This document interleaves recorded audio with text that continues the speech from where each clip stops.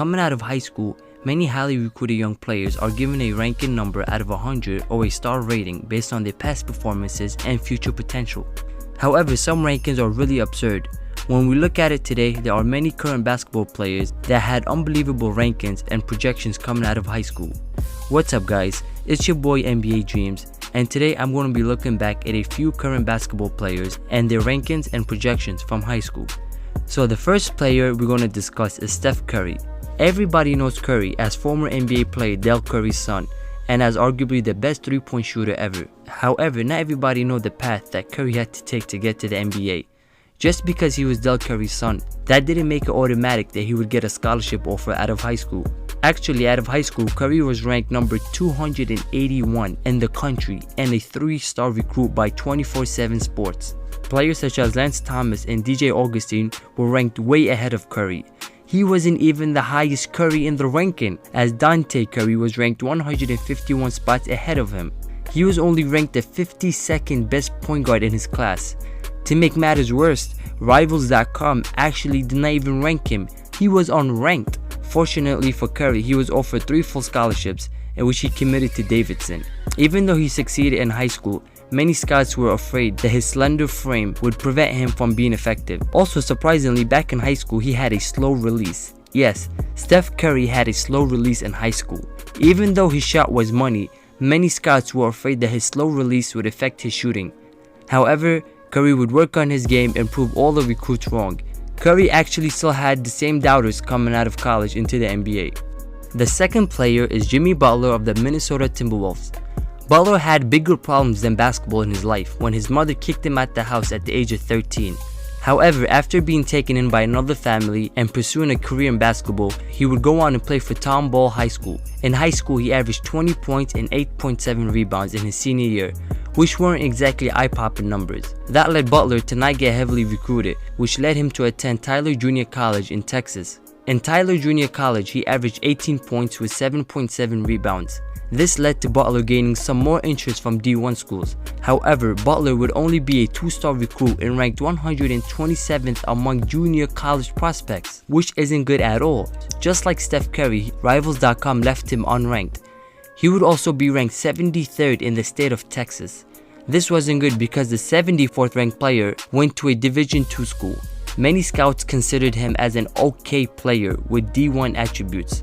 However, thanks to his 1 year in JUCO, he got offers from 4 schools including Marquette in Kentucky, in which he ended up committing to Marquette. Coach Williams of Marquette once said that nobody believed that Butler would have been this talented.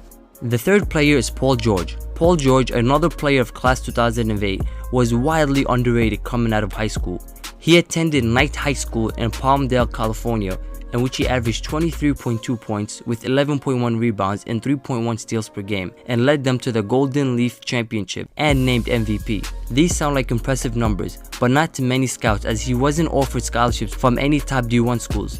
Instead, he was offered scholarships from schools such as Santa Clara and Fresno State, in which he committed to Fresno State. Rivals ranked him as a 3-star prospect with no official ranking. Just like Steph Curry and Jimmy Butler, he was unranked coming out of high school. However, they did rank him 20th in the state of California, behind future NBA players such as Jrue Holiday and DeMar DeRozan. ESPN gave him a rating of 80, which would leave him out of the top 100 and unranked. 24/7 Sports would do him no justice as well, as they ranked him 193rd in the nation. Basically, he was nowhere to be found in rankings. According to many scouts, he was a late bloomer, mainly because they believed that his body just hadn't developed yet. One scout once said that Paul George had a great feel for the game, but was physically not on the same level as the other guys.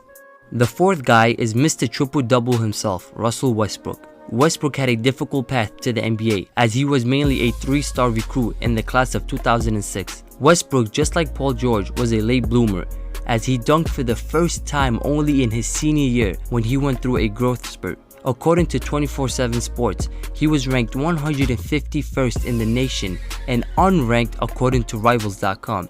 He was ranked only the 16th best player in the state of California.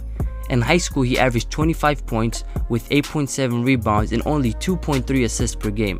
He was always criticized for having too many flaws in his game, such as sometimes being out of control and not having the ability to create his own shot.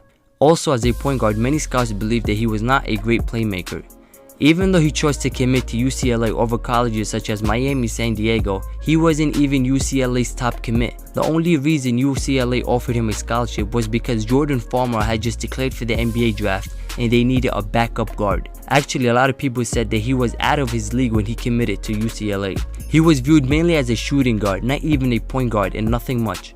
Many scouts were surprised by the level of performance that Westbrook has reached. The fifth player is Draymond Green. Green has always gone below the radar in his career. Maybe not as much as Jimmy Butler and Curry, but enough for a talent at his level. This all started back in high school when he played for Saginaw High School. In his junior year, he was a monster, as he averaged 25 points, 13 rebounds, 3 assists, and 3 steals per game, and led Saginaw to the Class A state championship and a 26-1 record.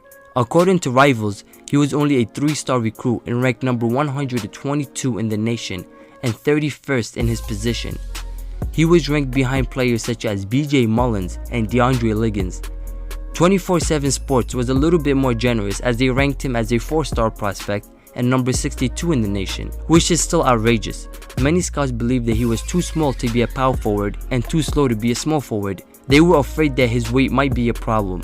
However, most scouts did catch on his versatility as a passer, defender, and shooter. Even with all these underrated rankings, he was still offered scholarships from top colleges, in which he committed to Michigan. So these are the 5 guys I chose to discuss today that had pretty low rankings coming out of high school compared to their performances right now in the NBA. If there are other players right now currently in the NBA that had low projections coming out of high school, please leave them in the comment section. And if you liked this video and would like to see more, please leave a like and subscribe.